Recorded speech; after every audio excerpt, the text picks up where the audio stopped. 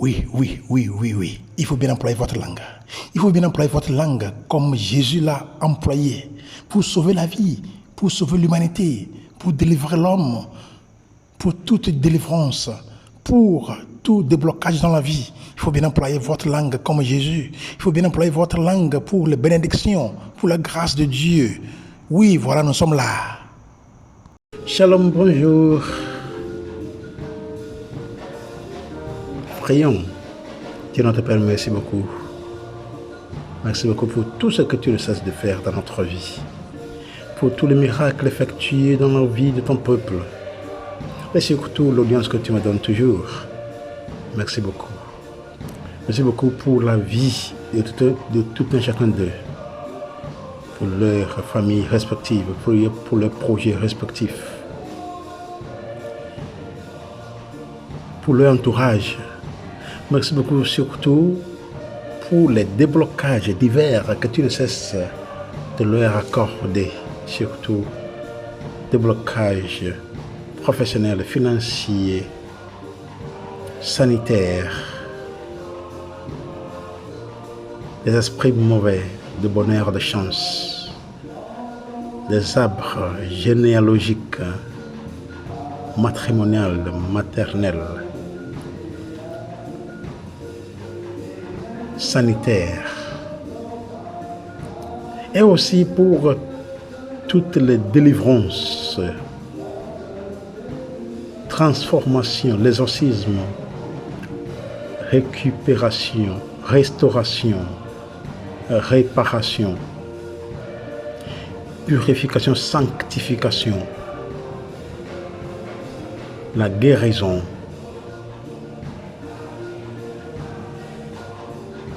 et tous les biens que tu leur accordes de jour en jour. Et surtout pour avoir leur ouvert, et surtout pour leur avoir ouvert les yeux, les oreilles, le cœur spirituel. Et pour l'augmentation de foi en toi, comme le Père, comme le Mère. Toi qui es toujours à leur côté, toi qui es toujours, tu es toujours présent dans leur vie. Seigneur, merci.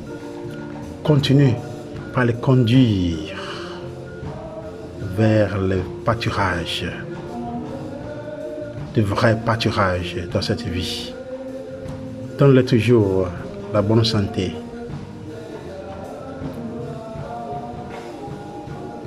du courage de pouvoir affronter la vie. Sois toujours avec eux. Montre-leur le chemin. Encourage-les en toutes choses pour qu'ils puissent être en mesure d'accomplir leurs tâches devant eux.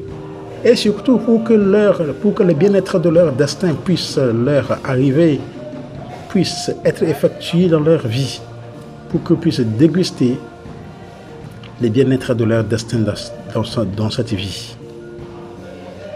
Seigneur, merci. Nous te demandons par le Christ notre Seigneur. Amen.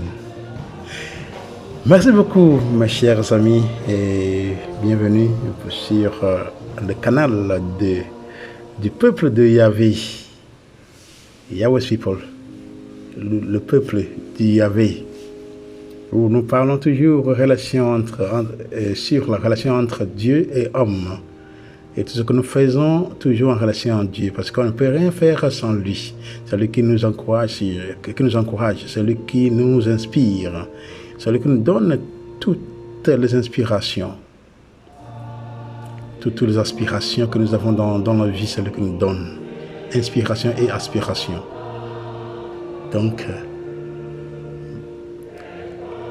si vous êtes nouveau, merci beaucoup d'avoir cliqué. Ne faut pas oublier de vous abonner, liker la vidéo, commenter et partager. Pour que lorsqu'il y a une nouvelle vidéo qui est préparée, vous serez la première personne à être notifiée. Et bientôt, on va lancer cela. Et si vous êtes déjà là avec nous, continuez d'être là. Continuez d'être là. Continuez de nous suivre. Continuez de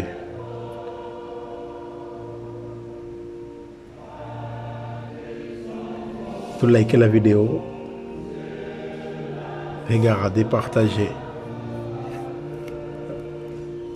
Les anciens, le nouveau, votre présence compte. Merci beaucoup, j'apprécie beaucoup votre présence. Je compte sur vous. Je compte sur vous. Votre manière de vous abonner, de regarder, de suivre ce que nous faisons comme programme m'encourage beaucoup.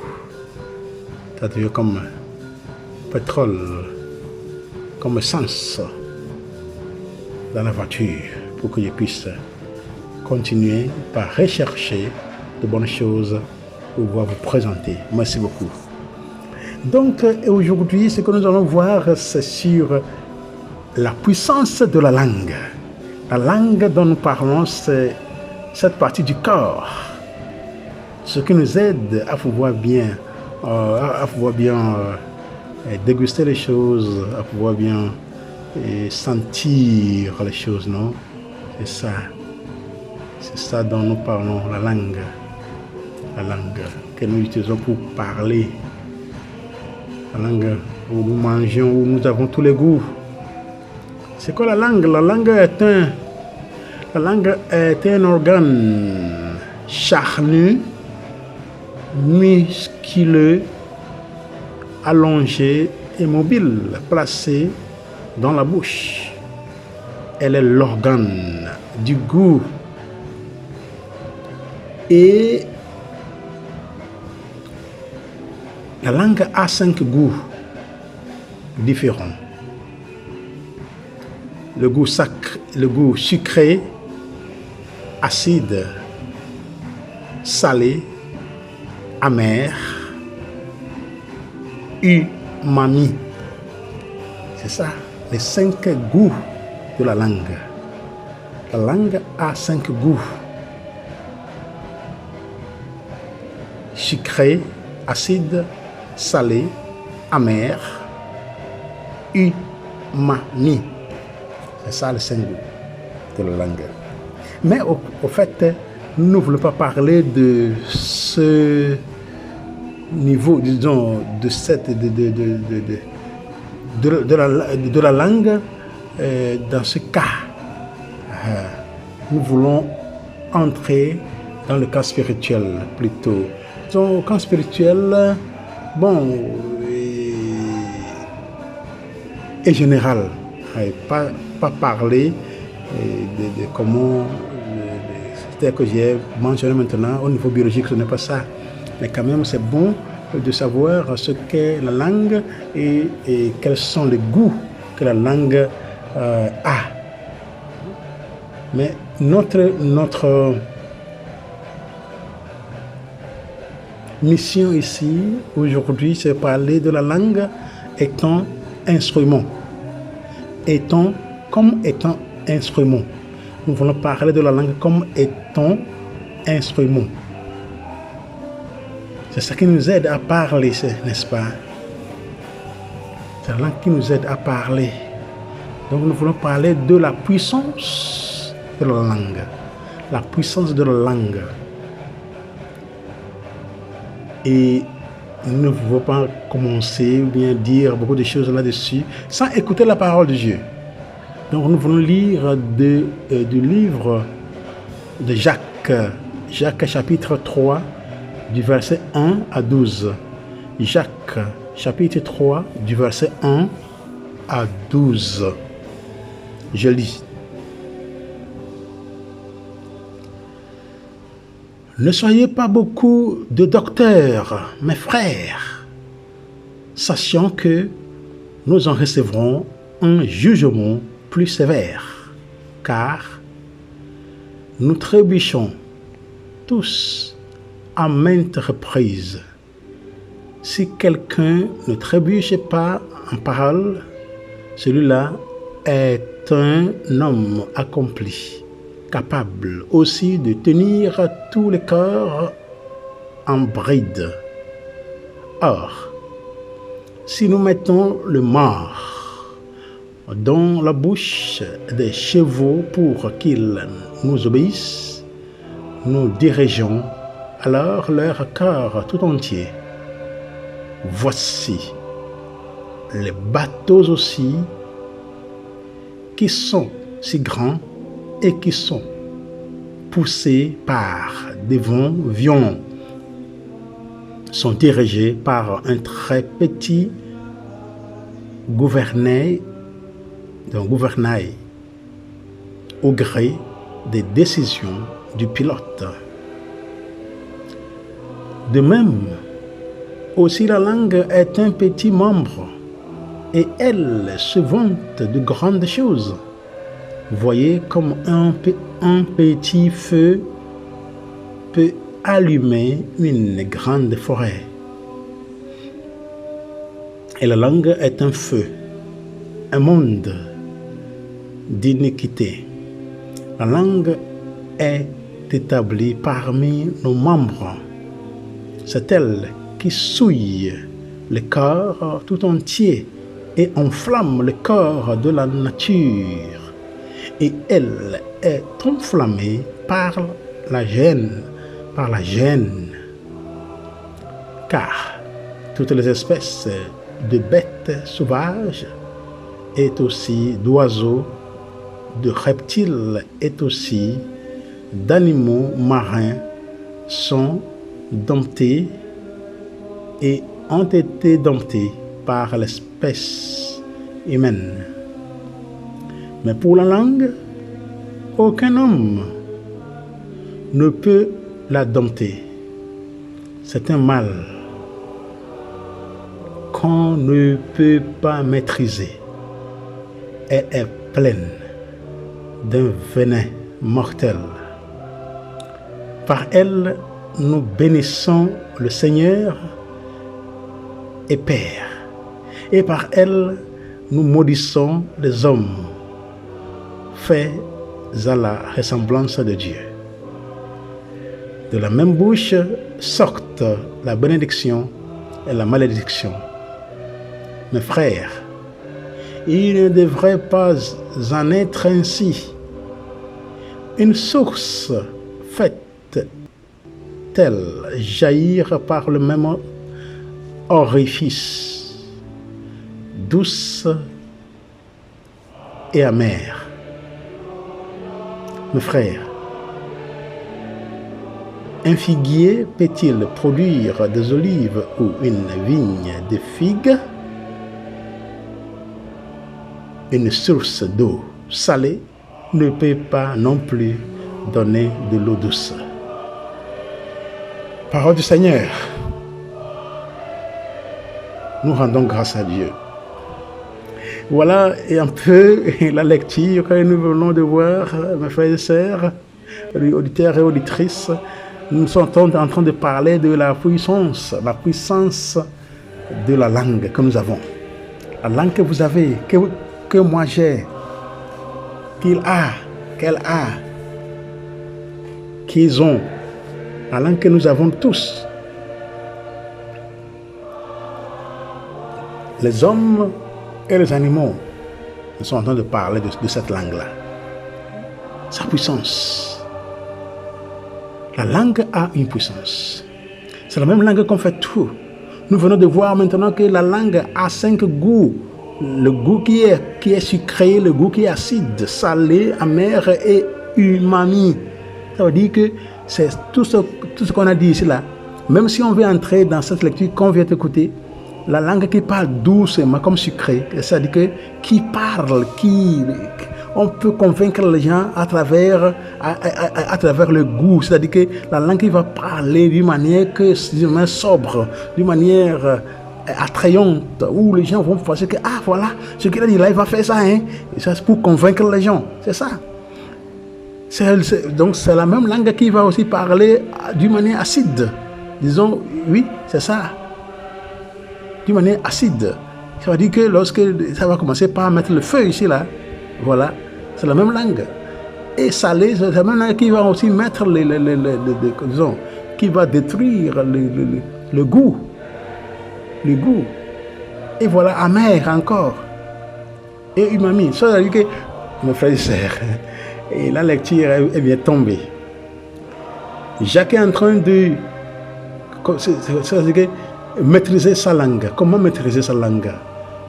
C'est sur ça que Jacques est en train de parler à ses frères, aux chrétiens, aux hommes de Dieu, c'est-à-dire que les enfants de Dieu, quoi.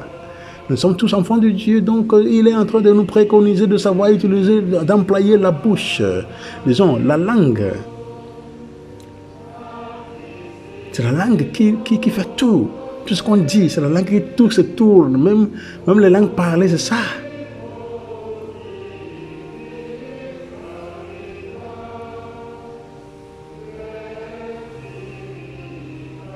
Nous sommes appelés à savoir utiliser la langue. C'est ça que il est en train de nous dire. Jacques, dans ces versets, reprouve notre tendance à vouloir enseigner les autres,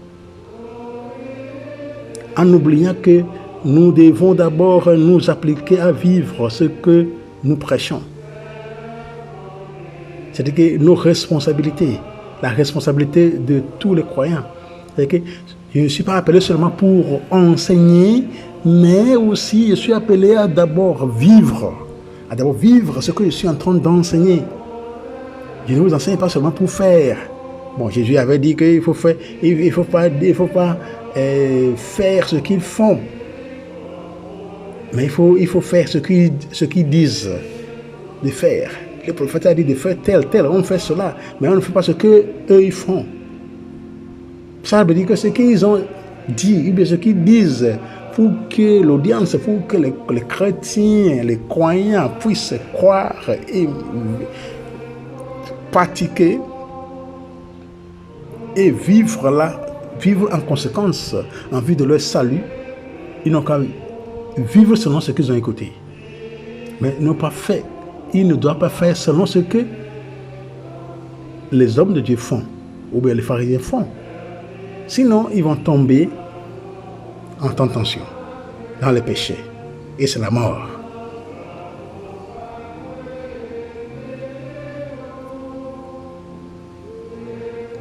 Voyez,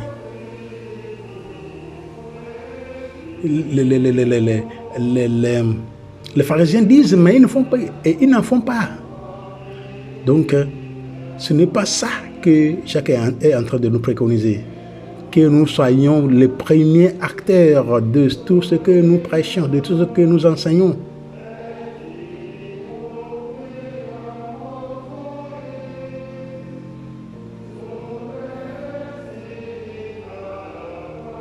Et plusieurs fois, Paul a exhorté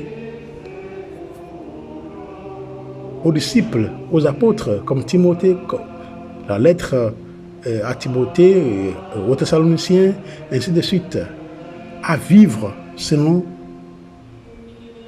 ce qu'ils enseignent eux-mêmes. Les premiers acteurs, ceux qui sont les premiers à pouvoir pratiquer la parole, c'est nous les prêcheurs, c'est nous les prophètes, c'est nous les pasteurs.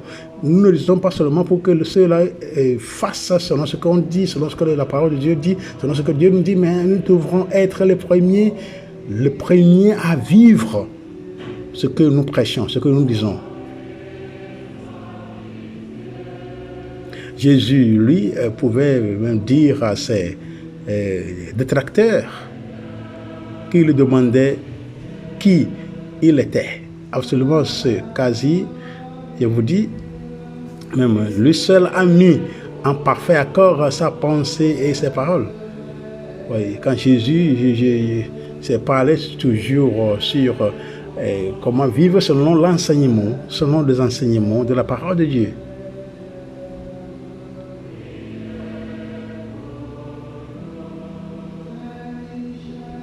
C'est avec humilité, nous sommes appelés qu'avec humilité, Jacques emploie le nous. Il a employé nous dans la lecture. Ce nous-là,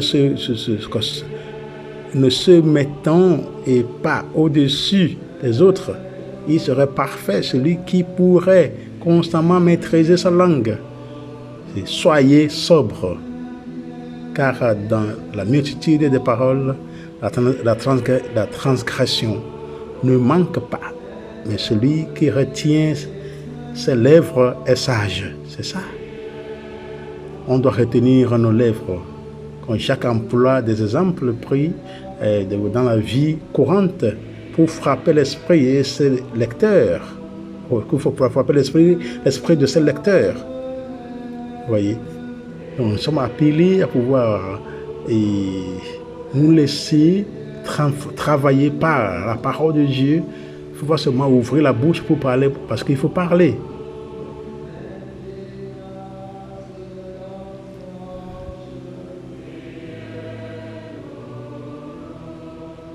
On comprend la sévérité des expressions que Jacques emploie pour désigner la langue. C'est un feu, un monde d'iniquité. C'est le verset 6. Et il reprend ce qu'a dit le Seigneur. Ce qui sort de la bouche, c'est ce qui souille l'homme. C'est ça. Donc ce qui sort de la bouche, c'est ça qui souille l'homme. Ce n'est pas ce qui entre en l'homme qui souille l'homme. Non. Ce qui entre en l'homme va sortir. Ce qu'on mange va sortir. Va sortir le lendemain. Ou bien bientôt. Si c'est de l'eau, ça sort bientôt. Ce qui est liquide sort bientôt. Si c'est solide, donc le lendemain, ça va se retrouver sortir. Vous voyez? Donc, c'est sérieux. La puissance le pouvoir de la langue. En contraste à l'égard de Jésus, il a dit tout ce tenait des paroles de grâce qui sortaient de sa bouche. Et Jésus aussi, c'est ça, quand Jésus parlait, Jésus enseignait, les gens étaient étonnés parce que tout ce qui sortait de sa bouche était plus que la personne, parce qu'on connaissant Jésus qui était petit, jeune, comme ça, là, il parlait des choses, des choses grandioses. Tenir sa langue en bride, ne signifie pas taire la vérité. Non, le Seigneur n'a pas hésité à prononcer des paroles implaçables à l'encontre des Juifs. Vous avez pour père le diable, comme Jésus avait dit. C'est-à-dire que vous voyez entrer dans beaucoup de choses. Quand Jésus enseigne, les gens prennent des choses dedans. Les gens ne comprennent pas, ils disent beaucoup d'autres choses. Vous voyez, donc nous sommes appelés à pouvoir faire attention.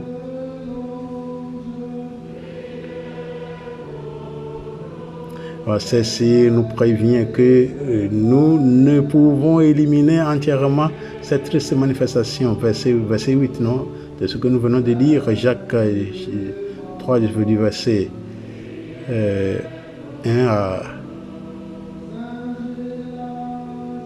à 12. De nombreux animaux ont été domptés par l'habileté des hommes, mais pas ce petit membre, ce qui montre leur incapacité à se maîtriser. Raison supplémentaire pour être vigilant dans nos paroles, comme dans d'autres domaines. Vous voyez, donc on ne peut jamais dompter la langue. On peut maîtriser d'une manière, se contrôler de ne pas dire les choses n'importe comment.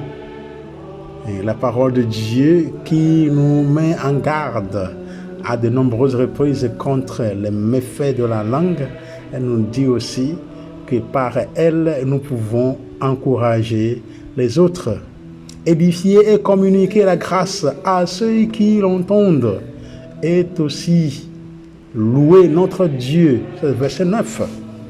Donc notre bouche, la langue, c'est ça qui nous ramène la joie. Disons, la bénédiction, la grâce de Dieu, c'est ça. On prie avec la même langue. On fait tout avec la même langue. Si on veut parler, on parle pas toujours avec la même langue. Que ce soit les choses vraies ou fausse, c'est toujours la langue qu'on utilise. Donc comment est-ce qu'il faut l'utiliser? Vous voyez, cette langue, c'est ça qu'on utilise pour détruire et construire. La langue a puissance.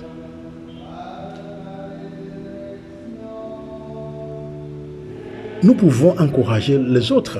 Nous sommes là pour pouvoir être les gardiens de nos frères et sœurs en toutes choses. Tout ce qui se passe dans la vie de nos frères et sœurs, nous sommes appelés à entrer dans la vie de nos frères et sœurs, pour pouvoir les sauver à temps et à contre-temps. Sauver nos frères et sœurs.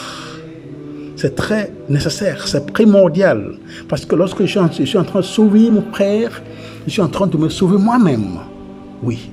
Parce que lorsque mon frère se sent bien, je me sentirai bien.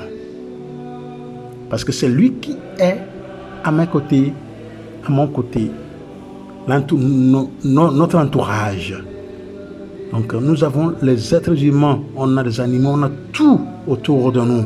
Et nous sommes appelés à pouvoir bien utiliser notre bouche, notre langue pour encourager les autres. Aussi pour édifier le Seigneur, les œuvres de Dieu. Oui, pour communiquer la grâce de Dieu à ceux qui l'entendent. Oui, communiquer, édifier.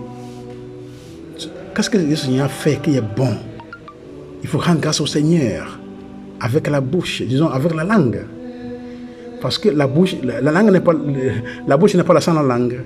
Les deux vont ensemble. Il y a une connexion. Sans la langue, il n'y a pas la bouche. Ouais. Sinon, comme image, ça peut être là, mais ça fonctionne sur quoi? On mange sur quoi? On mange quoi? Qu'est-ce qui tient même la nourriture? C'est toujours la langue. Donc, nous sommes appelés à pouvoir faire attention. De plutôt faire un bon usage de notre langue pour louer le Seigneur, pour louer notre Dieu. Louer le Seigneur toujours avec la langue. Nous ne sommes pas là pour pouvoir crucifier nos frères et sœurs avec la langue, mais c'est ça qu'on fait tous les jours. La langue a ses fonctions, a sa puissance.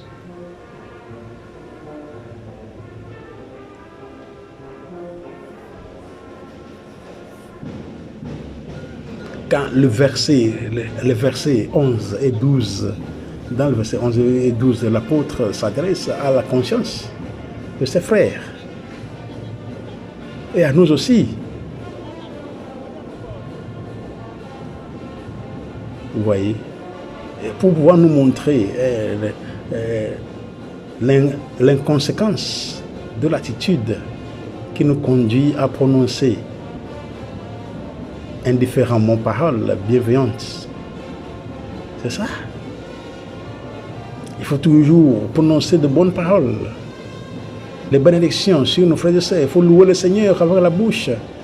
Il faut chanter au Seigneur toutes les merveilles qu'il a effectuées dans notre vie, dans la vie de nos familles, dans la vie de l'humanité, même dans la vie d'autrui. Combien de fois nous remercions le Seigneur pour... nous remercions le Seigneur dans la vie de nos frères et sœurs, de nos voisins. Par exemple, si nos voisins, ou bien si l'un de nos voisins a son enfant qui a passé le bac, ou bien qui a passé avec une bonne mention à l'université, ils sont en train de célébrer. Combien de nous sommes-nous vraiment 100% contents de la réussite de ce gars?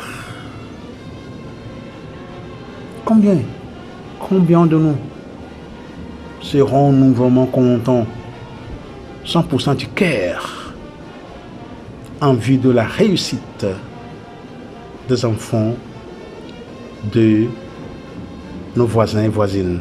Combien de nous C'est ça qu'il veut voir. Il faut louer le Seigneur pour la vie.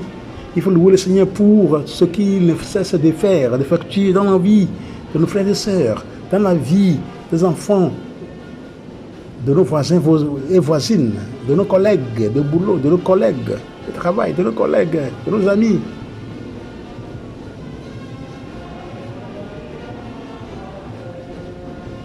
Il y a des fois, nous injurons aussi, des injures, avec la même langue, les cris, ou bien les paroles tuantes, blessantes, les crucifiantes, les paroles qui crucifient, les paroles dégoûtantes, décourageantes, pour pouvoir décourager nos frères et sœurs. On doit faire comme ça. L'apôtre ne veut pas qu'on fasse comme ça, qu'on soit enfant de Dieu de cette manière-là. Il veut que nous soyons toujours justes comme le Père Céleste est juste. Il faut que nous regardions, nous fassions attention à tout ce qui sort de nos bouches, de notre bouche. Ce qui sort de notre bouche doit honorer le Seigneur. Comme dit Saint Paul, quand Saint Paul nous dit que tout ce qui sort de nos bouches doit être constructif, que ce qui sort de vos bouches soit constructif. Voilà. Ça veut dire que tout ce qui sort de notre bouche, de nos bouches humaines, doivent amener la joie, la grâce de Dieu, les bénédictions, la paix, la réconciliation, le pardon, l'amour, l'avancement dans la vie. Tout ce qui sort de nos bouches doit être constructif, nous dit Saint Paul dans sa lettre, dans l'une de ses lettres. Donc il faut faire toujours attention de ce qui sort de notre bouche. Il faut toujours honorer le Seigneur. Il faut que tout ce qui sort de notre bouche soit digne. Il faut que le Seigneur lui-même soit d'accord de ce qui sort de nos bouches.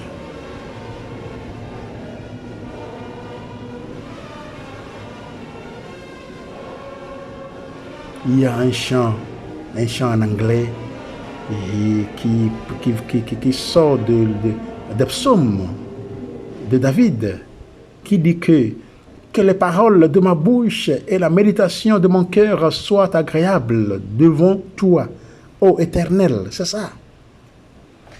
Vous voyez, que tout ce qui sort de ma bouche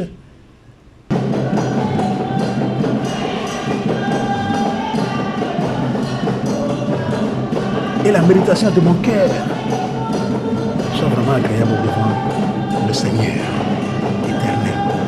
C'est ça. Donc nous ne sommes pas appelés à mal employer notre langue. La langue doit être toujours un élément d'évangélisation, un élément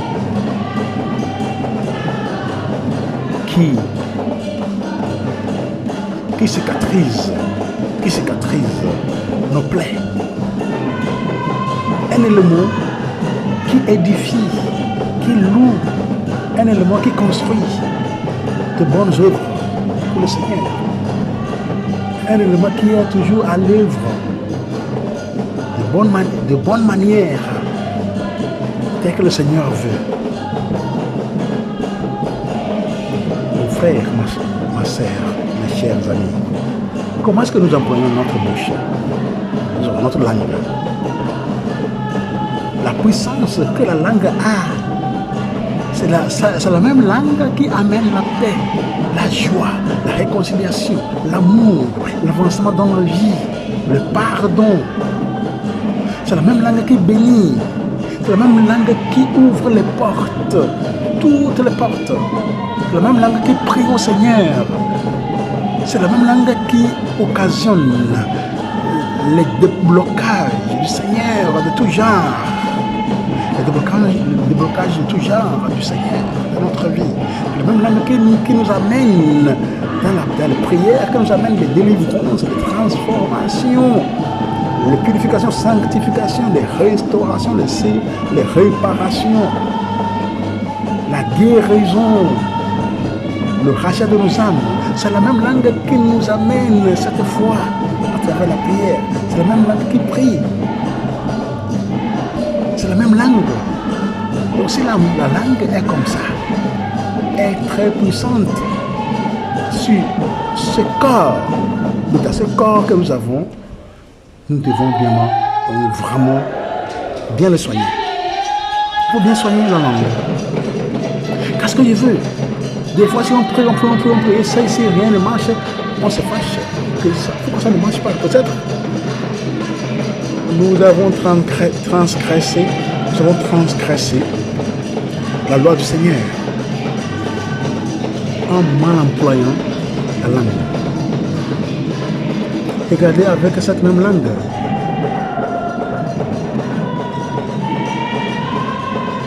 En Genèse chapitre 3, que Satan a réussi à séduire Ève au jardin, là, juste par sa langue. Juste par sa langue, voilà. Le démon, Satan, Lucifer, a séduit Ève de manger le fruit de l'arbre dans le jardin de Dieu. Vous voyez, c'est la même langue. Donc, au lieu de faire du mal avec cette langue-là, est-ce qu'on ne veut pas tourner ça autrement? Bon, il y a beaucoup de versets bibliques sur la langue et la bouche. Tout ce que la langue dit qui arrive. Quand on se maudit chaque jour, par exemple, si on se maudit chaque jour, ça la malédiction va venir. Si on se met debout chaque jour, on ne commence pas à insulter les enfants. La tête comme telle, ou bien, voilà, tu es stupide. Chaque moment, chaque matin, on voit l'enfant, tu es stupide, vraiment. Ce petit travail là, tu n'as pas fait ça. Tu es stupide. Tu n'es pas intelligent. Regarde ça, chaque jour. S'assurez-vous que l'enfant là va devenir stupide vraiment. Parce que c'est la langue qui prononce cela. On fait ça avec conviction. C'est pour cela que c'est bon de ne pas mal employer la langue, mais plutôt bien l'employer. Parce que la langue bien employée nous amène la grâce de Dieu. Nous amène tout déblocage dans la vie. Nous ouvre chaque porte. La langue est la clé. La langue est la clé de la prière. Et parce que c'est la langue qui prie. C'est la langue qui tient la clé de la prière. Nos réponses, tout ce que nous avons, réponses que nous cherchons dans notre vie, les solutions que nous cherchons dans notre vie, passent par la langue. Parce qu'à la fin, c'est la langue qui prononce. Nous avons vu dans notre dernière séance, quand Jésus avait laissé son mantra, quand Jésus avait donné son mantra aux femmes, grande est ta foi, que tout se passe pour toi selon ce que tu veux. C'est ça. Jésus a laissé le mantra, la prière, la clé. À travers sa langue, Jésus a laissé le mantra pour ouvrir le salut. Désolé. La porte du salut pour la femme. C'est la même langue. Jésus a tout fait. Jésus nous a laissé un héritage à pouvoir copier. Il faut que nous copions Jésus, notre amour. Tout ce que Jésus a fait dans cette vie, nous sommes appelés aussi à faire la même chose. C'est à travers la même langue que Jésus a prié au Père. Il a prié pour nous, tous ceux qui croient en lui. Jésus a prié pour eux. Il a prié aussi pour tous ceux qui ne sont pas encore nés. Lorsqu'ils seront nés, ils vont venir dans ce monde. S'ils vont venir à croire en lui, Jésus a prié pour eux aussi. Pour qu'eux aussi soient sauvés. Jésus a bien employé sa bouche, disons sa langue. Désolé. Et donc nous sommes en train seulement de dire que Jésus a bien employé sa langue en priant pour ceux qui sont ici et ceux qui ne sont pas encore ici. Lorsqu'ils seront nés et ils croient en lui, ils seront sauvés. En plus de cela, il a loué le Seigneur. Il sanctifie son nom en tout temps. Il le loue en tout temps. Il purifie son nom en tout temps. Il nous a enseigné. Il nous a appelés. Il nous a purifiés, sanctifiés. Il nous a conseillés, consolés. Il nous a pardonné nos péchés. Il nous a guéris. Il nous a ressuscités. Et il continue pas à nous ressusciter chaque jour. Il continue pas à effectuer tous ces miracles dans notre vie. Il nous a guéris. Regardons, voyons tout ce que Jésus a fait. Voyons tout ce que Jésus a fait avec sa langue. C'est ça. Il a fait des choses grandioses dans notre vie. Il a effectué plusieurs miracles. Et nous, si nous sommes ses disciples, nous sommes aussi appelés à faire la même chose. Nous sommes appelés à rester à ses côtés. Nous sommes appelés à entrer dans son intimité. Nous sommes appelés à entrer dans son école encore, de jour en jour, pour pouvoir apprendre de lui. Lui qui était Dieu, et lui qui est Dieu, qui avait vécu en chair parmi nous, bien qu'il soit Dieu. Il a bien employé sa langue pour faire tout ce que j'ai mentionné maintenant. Donc si nous aussi nous sommes chrétiens, si nous aussi nous sommes croyants, si nous aussi nous sommes des enfants de Dieu, nous sommes appelés à bien employer, à faire un bon usage de nos langues, de notre langue humaine. Parce que c'est avec ça que nous réussissons. C'est avec la même langue que nous perdons. C'est avec la même langue que nous trouvons la grâce auprès du Seigneur. C'est avec la même langue que nous trouvons la malédiction auprès de lui. Quand dans l'Ancien Testament, Dieu a mis devant le peuple d'Israël de choisir entre la vie, la grâce et le malheur et la mort. C'est ça, de choisir entre. Si on choisit la vie et la bénédiction, la grâce de Dieu, ça veut dire que c'est un travail qu'il faut faire. Il faut maîtriser sa langue partout. Ce n'est pas tout ce qu'on voit dont on parle. Ce n'est pas tout ce qu'on écoute dont on parle. Ça va parler partout. C'est la même langue qui va nous sauver partout où nous soyons. Donc nous sommes appelés. Bien, regardez. Donc nous sommes appelés à pouvoir bien employer nos bouches, notre bouche humaine, pour notre faveur. Nous sommes appelés à bien utiliser notre bouche pour bénir le Seigneur, pour encourager les autres, pour conseiller, consoler les autres, pour prier pour les autres,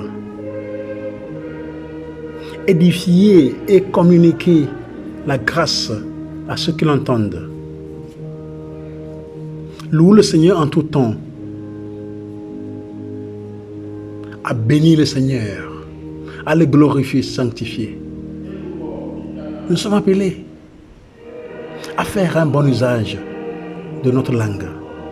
Si nous voulons être sauvés, si nous voulons être les héros